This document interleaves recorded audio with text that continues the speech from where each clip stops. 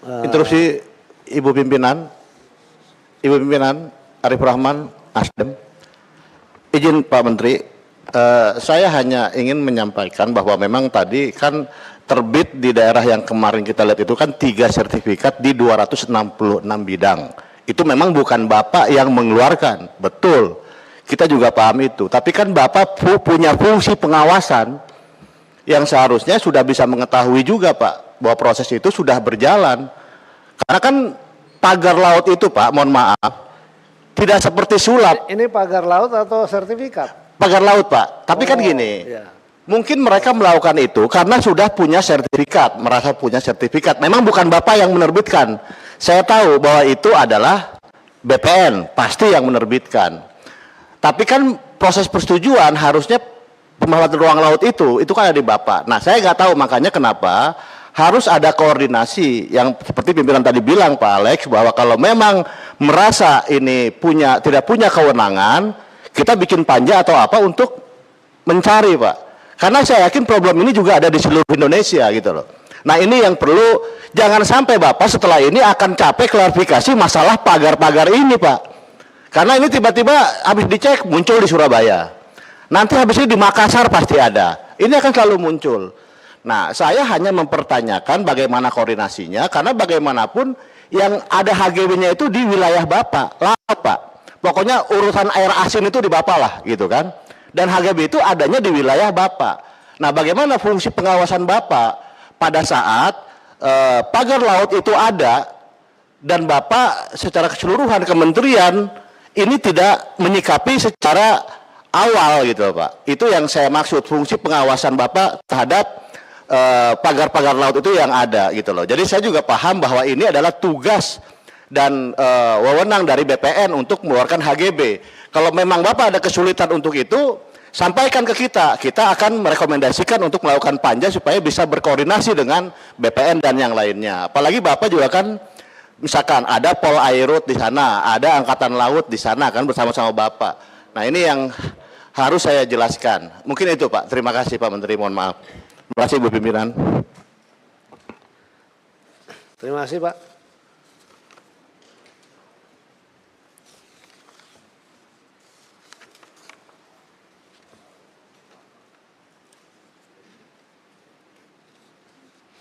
Nah, berikutnya adalah soal kemudian beberapa pertanyaan tadi hampir sama, soal bagaimana dengan siapa sebetulnya memasang. Jadi sampai dengan hari ini masih dalam proses penyidikan.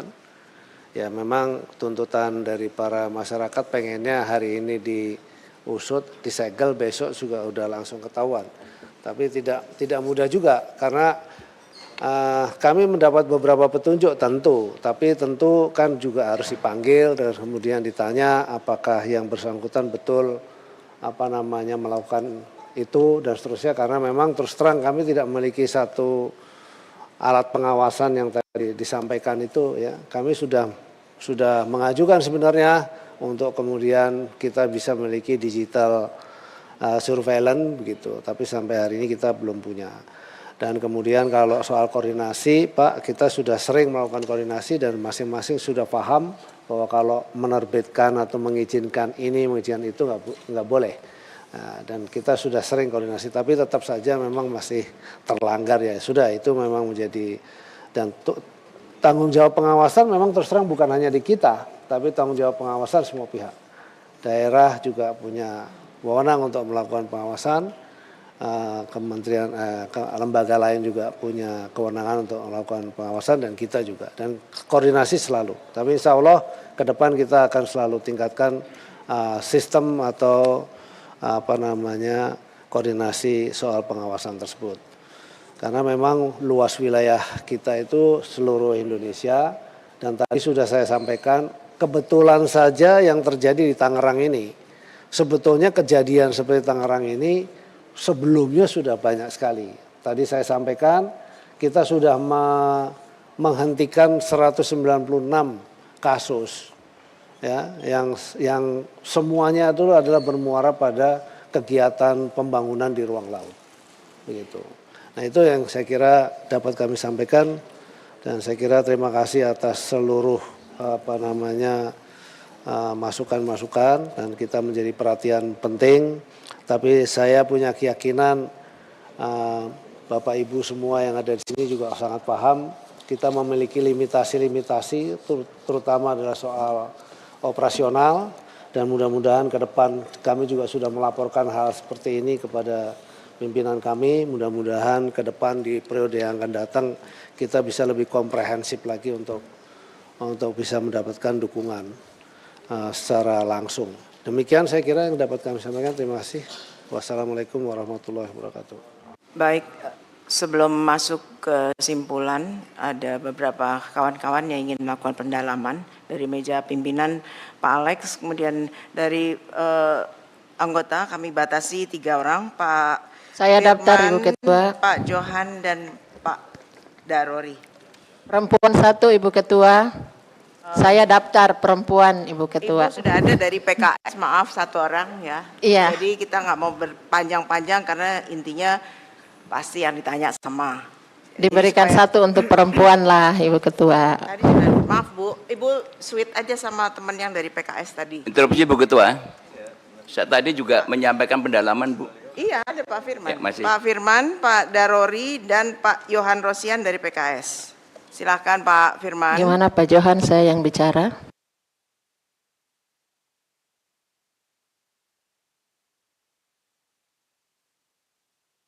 Oh maaf, sebelumnya dari meja pimpinan dulu Pak Alex. Terima kasih, biar enggak kelupaan fresh dari jawaban Pak Menteri tadi.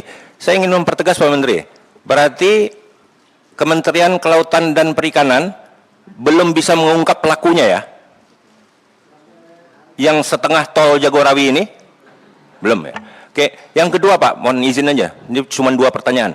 Jadi saya pertegas lagi, yang pertama, Kementerian belum bisa mengungkap pelakunya. Yang kedua, apakah Kementerian sudah berkoordinasi dalam hal ini mungkin dengan pihak kepolisian untuk melakukan penyelidikan terkait hal ini?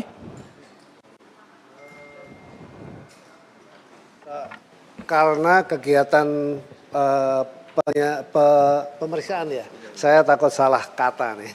Ternyata banyak salah bahasa-bahasa hukum yang nggak boleh salah ucap.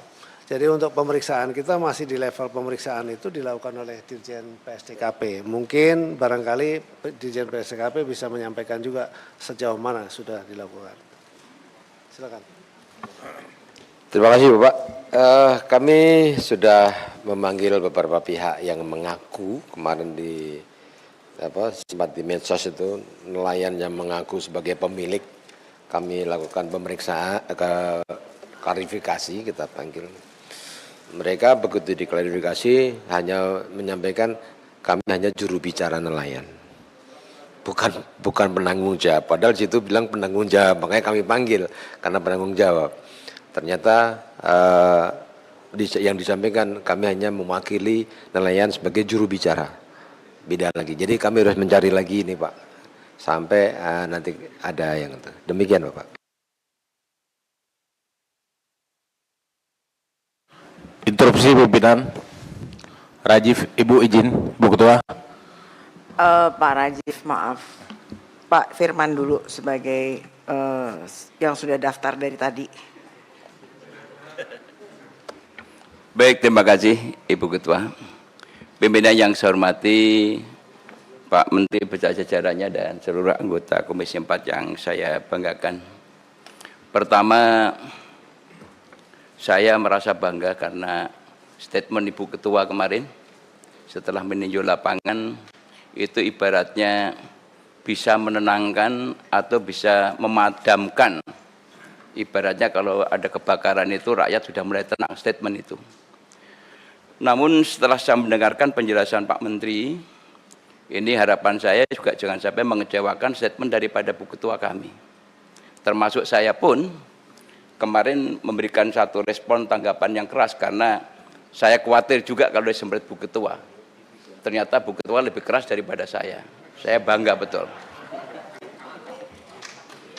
Pak Menteri yang saya hormati, terkait proyek kaitannya dengan PIK, ini gonjang-ganjingnya itu mulai tahun 2009. saya sebagai pimpinan di sini waktu itu, bahwa di era pemerintahan sebelumnya itu pernah dilakukan penolakan. Kajian lingkungan hidup strategis sudah dilakukan penolakan oleh pemerintahan Orde Baru dan dilanjutkan pemerintahan berikutnya.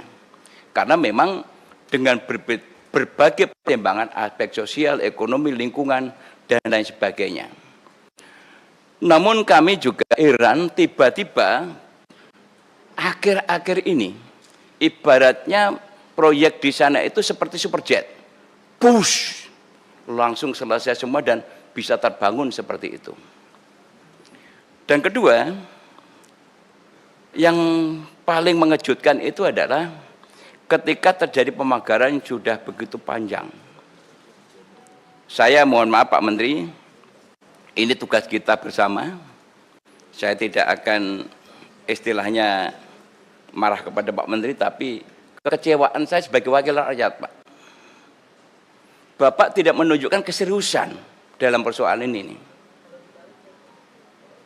Yang awalnya Pak Prabowo Subianto, presiden yang kita pilih, itu telah membuat statement dan memerintahkan kepada TNI Angkatan Laut dan kepada Panglima TNI. Sebetulnya itu tidak perlu terjadi kalau Bapak dan aparatnya sadar tugas dan fungsi pokoknya. Undang-undang yang kami buat sudah cukup banyak. Undang-undang kelautan saya sebagai ketua panjanya, undang-undang pengelolaan wilayah pesisir dan pulau kecil saya juga sebagai ketua panja, tata ruang saya juga panjanya, dan tadi Pak Panggah juga sudah menyebutkan tentang UNCLOS 82, itu adalah perjuangan daripada negara-negara yang untuk bagaimana mempertahankan masalah wilayah kelautannya. Ini satu pertanyaan yang juga menggelitik kami bahwa ketika Bapak Presiden sudah memerintahkan seperti itu, Bapak masih berkilah untuk jangan dibongkar dulu. Padahal Saudara Ipung sudah turun ke sana melakukan penyegelan. Itu juga menyejukkan sementara. Tetapi akhirnya rakyat kecewa lagi karena Saudara Ipung tidak menindaklanjuti apa yang telah ditemukan. Oleh karena itu kalau bicara alat bukti, kalau kita baca dalam undang-undang, itu penyegelan dan foto, pengakuan masyarakat, itu sudah bisa merupakan alat bukti. Mohon maaf Pak Sekjen, kalau saya salah karena harus banyak belajar tentang hukum dengan Bapak. Dan kedua, juga yang terkait dengan masalah yang tadi Pak Jajanggu sampaikan. Kalau memang KKP tidak punya kewenangan, negeri ini tidak berdiri sendiri, Pak. Ada kepolisian, kanan kiri Bapak polisi semua, jenderal-jenderal. Harusnya paham kenapa tidak lakukan itu. Kenapa sampai Pak Prabowo marah begitu keras dan sampai statement TNI Angkatan Laut yang mengatakan saya tegak lurus secara vertikal kepada Presiden. Tidak ada kanan kiri. Saya salut kepada TNI Angkatan Laut. Boleh kita katakan bravo untuk Angkatan Laut. Ini menunjukkan bahwa keseriusan bahwa negara ini Pak sudah mulai akan dirusak oleh orang-orang tertentu.